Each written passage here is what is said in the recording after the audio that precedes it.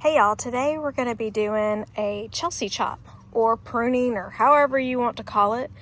It got the name Chelsea chop from the Chelsea flower garden in England. It happens around the 1st of June, and it just gave a time that people needed to possibly go in and take a lot of their perennials down by half in order to keep them from being super floppy towards the end of the season.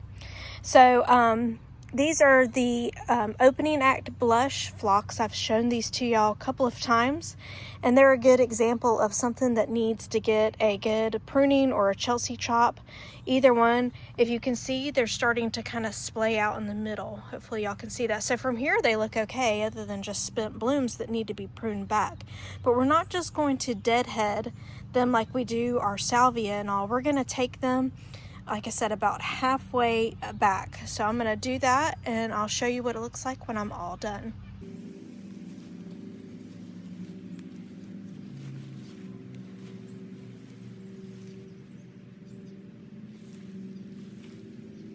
There's a couple of ways of doing these. These are some Velcro pruning shears. I'll list the model number down in the description. And I can just take it and chop it all the way in half, or I can do a precision cut. So I've already made a couple of cuts here, so let me show you. This is new growth. So what I did was nearby, there we go, I did a precision cut there, and that'll just kind of make things look a little bit neater, because I'm not then cutting possibly any leaves in half, or having things look real meatball-y, you know, and I'm just kind of being more precise. But the problem with the precision cut is it's going to take a little bit longer. So either way, it's going to work out. It's going to grow back and flesh out and look fine. You just need to decide what you have time for and what you think will look best for you. So let me explain to y'all the difference between just deadheading and doing a Chelsea chop. So I'm going to take this stem right here as an example. As you can see, all of these are spent. So you see how they're all dead? The blooms are dead, hanging on, and there's nothing left. This one has a couple, and we're going to sacrifice those blooms. But if I were deadheading it, I would just come right down here, or maybe to the next set of leaves, in order to just deadhead the stem. But with the Chelsea chop, I'm going to go down further, because I'm taking the whole stem down by half. So I'm either going to go here, right above these set of leaves, or I may even go another set of leaves down. So that's the difference between a Chelsea chop and just a deadheading. Okay, I just wanted to show y'all the difference. So here I did nothing but precision cuts on this Phlox. And this one next to it, I used the shears. And you may not be able to tell a difference, and so you may just want to use the shears or whatever you have, but there are some leaves that got cut, and it's just not as precise. That's the difference. You can choose what works for you.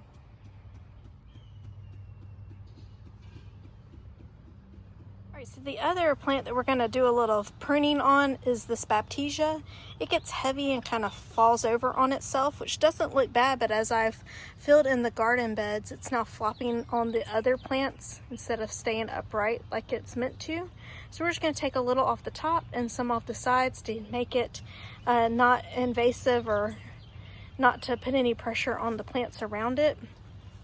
It will not rebloom after this, because it only blooms very early in the spring. But what it'll do is it'll just keep it light, and it'll regrow more foliage, but not more blooms. I hope that makes sense. I'll let y'all see what it looks like when we're done. All right, and next is the big one. This bee balm definitely needs a Chelsea chop. As you can see, it is splayed and falling over. And this is the upscale lavender taffeta, which is supposed to have a little bit more of a sturdy stem. But as you can see, it's just too heavy. And I don't know if that's just because it's a younger plant, or this is just how it's always going to do. But we are definitely going to take it down by at least half, maybe a little bit more, in order to give strength. And as you can see, right down here, you see that's like new growth. So it's still gonna flesh back out, and it'll look great, but it'll look bad for a minute. But it'll be okay.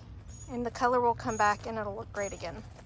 So we're going to do both sides of this walkway I have lined with Monarda or bee balm. We'll get that taken care of. And the bees may be like, what happened to all of our blooms for a minute? But we've got plenty of other things that they can source. All right, and the next one is this catmint. As you can see, it's very spent. And I don't know if you consider this is probably more of a prune than a Chelsea chop, but either way, we're just going to come around the edges of it and cut off all of the dead. And this catmint kind of grows from the middle. So if you see it kind of hollowed out in the middle, just give it a really good chop and it'll fill in. All right, so what I'm going to do right here to prune these is I'm just going to grab them like a ponytail and make a handful and just come across and just cut it off, and that's it. It doesn't have to be precise. You're just deadheading and cutting off all of this old, and it should leave this more bright, more dense clump of catmint there. And also, like, while you're pruning, one thing that you may not realize is that you've got weeds. So this spurge over here looks very much like the plant, so it reveals itself, and I'm able to go in and pull that out. That's the end of day one. So this is definitely going to be a multi-day project for us because it's hot and humid and we don't want to overdo it and be miserable. So don't feel like you've got to tackle your whole garden at one time. Just choose a couple of projects and get it done and do your best, and then come back the next day. So you can see the Baptisia in the back. And my husband used the shears on those, so they're a little messy, hard to clean up, because you just can't sit there and get every single leaf. So we're trying to decide, do we want to do this yarrow? It's its first year. It looks like it's floppy. Let's just call it what it is. But the blooms are still so nice, it's hard to cut them off because it's not like some of these others where the blooms are kind of spent. And then we're also trying to determine this lemon coral sedum. I've never had it look like this, where it's so leggy. It typically actually looks, so this is where it's reseeded itself. It typically looks like this right here, really tight, kind of succulent looking. But instead, we're getting this like light, like yellowy green, leggy, I don't know. So I'm thinking about giving it all a chop. I don't mind the yellow flowers, I just don't like that I wanted it to be more clumping and less airy right here, because the texture right next to it is airy. All right, and then here's the Monarda or bee balm on the other side. And there's the Baptisia in the back, looking much more like it's kind of supposed to look, where you can see the stems, it's not flopped over on itself. And then the last was, this is Cat's Pajamas, Catmint or Nepeta. So I don't mind it growing together. In fact, I kind of want it to do that. But the reason why we pruned it the way we did is because that's where all of the dead or the spent area or leaf structure goes, because like I said, it grows from the middle. So then what's around the edges is what you prune off. So before long, it'll be all grown back together. But it doesn't look terrible with them all separated either. So anyways, stay tuned and we'll move on to day two. Welcome to day two, and what we're gonna do today is we're gonna prune this Gaura, the white in the back. See if I can get in there. As you can see, it's kind of encroaching on everything, so we're gonna give it a good Chelsea chop by taking it about half back. This one over here is the same way, just to give everything else around it a little bit of breathing room. This is the Gaura on the other side of the yard, and these two, there's three here, are probably the worst of the two as far as kind of needing a little check.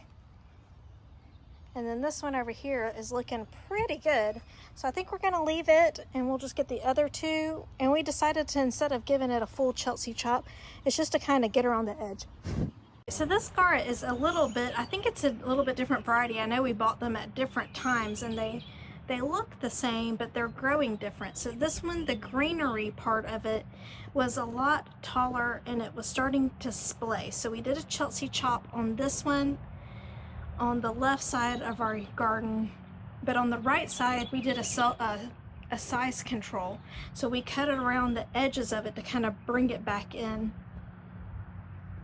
Again, we've cleaned up some catmint, and I have one more section of it. I'm not sure which variety of catmint this is. It's either Cat's Pajamas or I really think it's Cat's Meow, which is what we have on the other side of the yard that I'm going to show y'all next. And then this is the Pink Lemonade Baptisia. We cleaned it up. All right, so Yarrow is on the list of things that you should possibly Chelsea chop. And I have to admit, I am super scared to chop this Yarrow, but I am because of the way that it's flopping. So this one over here, it looks great, but it's got a stake holding it up. And this one's starting to flop. I don't know, y'all. I hope I'm doing the right thing. I think I'm doing the right thing. We'll have to see, right? All I can do is do it different next year. So stay tuned for that one. I wanted y'all to see what this one looks like when I took the supports off.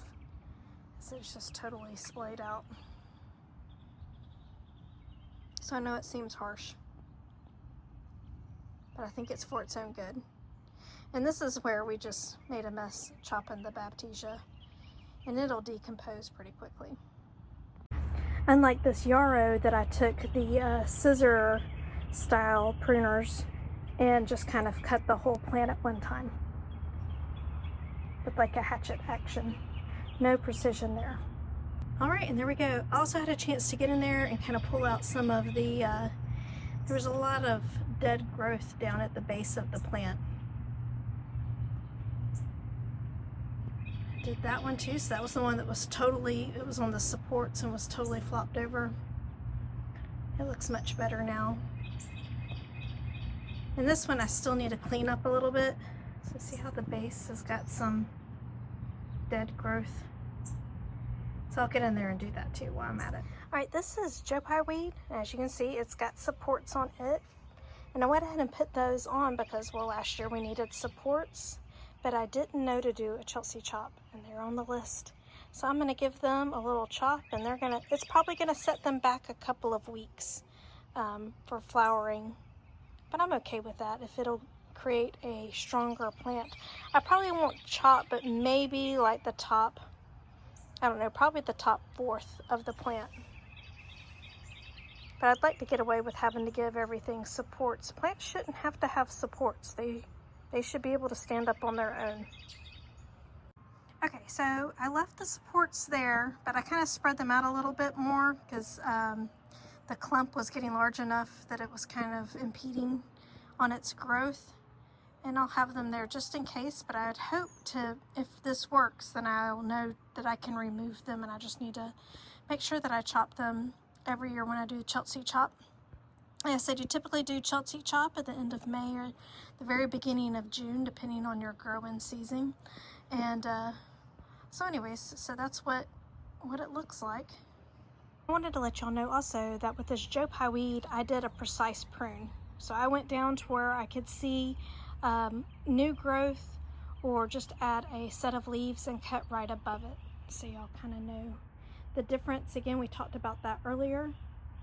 All right, see, every time I say that it's the last, I see something else and I'm like, oh yeah, I got to do that too. So this is Phlox Paniculata, and again, it's a very tall, upright plant that doesn't bloom until late summer, early fall. And these here in the front, this is the ultraviolet. Let me see if I can remember the name. Of course, whenever I'm trying to tell y'all, my mind goes absolutely blank. Here we go. It is a luminary Phlox is the series, and it is in the color ultraviolet. And then over here in the back is the white. We've had the white twice as long, and it for some reason just is not getting any height on it. I know that it got hit by spider mites last year really bad. These ultraviolet here in the front got put in last year, and these 3 over here that are a little bit smaller got put in earlier this season, and then the white we've had for 2 seasons. This is their 3rd season. So I know for sure I'm gonna chop on these front ones because they're just way too tall and the base really hasn't had a chance to thicken up. So I know I'm gonna do that. And I may just tip prune the rest of them. All right, it's time to Chelsea chop this Autumn Joy Sedum.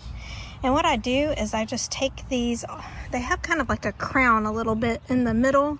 And so I take those down first, and then I know everything around it doesn't need to be any taller. So I'm gonna probably cut right here, and then I'm gonna come over here and I'll cut just a little bit lower in order to maintain this kind of mounding habit that it already has.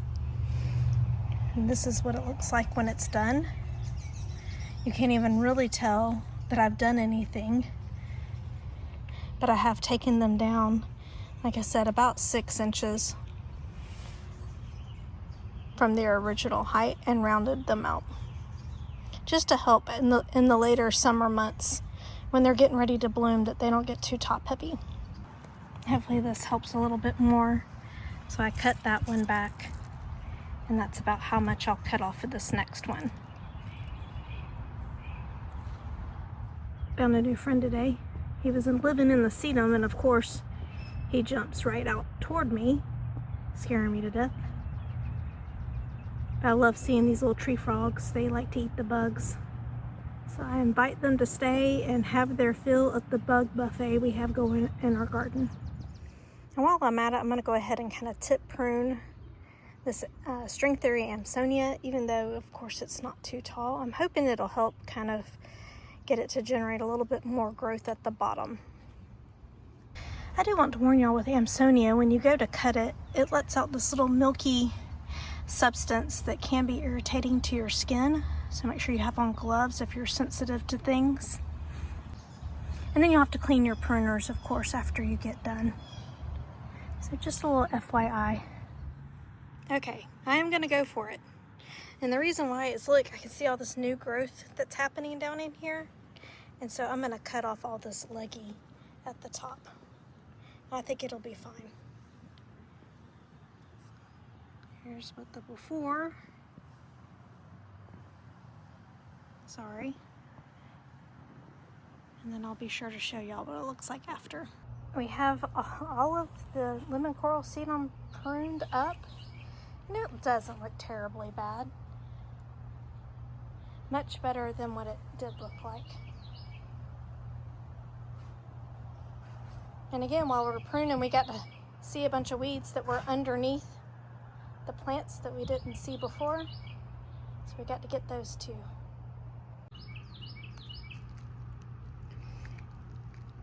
I started using the scissors, I don't know the name of those, the shears, I guess is what they're called.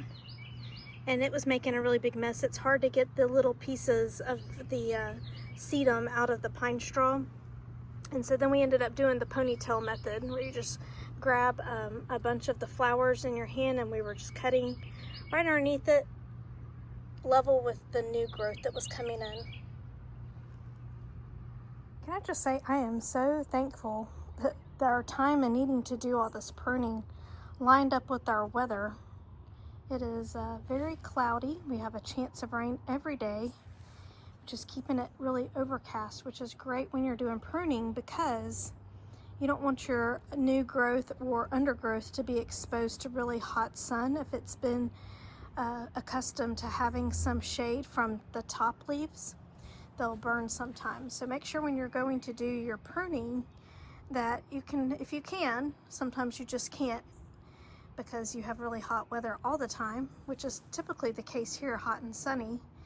But we're having a little bit of a reprieve, and so it lined up with when I was needing to do all this pruning here at the beginning of June. So try to keep and give yourself, if you can, a couple of days of cloudy, and if you see that, get out there and get your pruning done then instead of when it's full sun.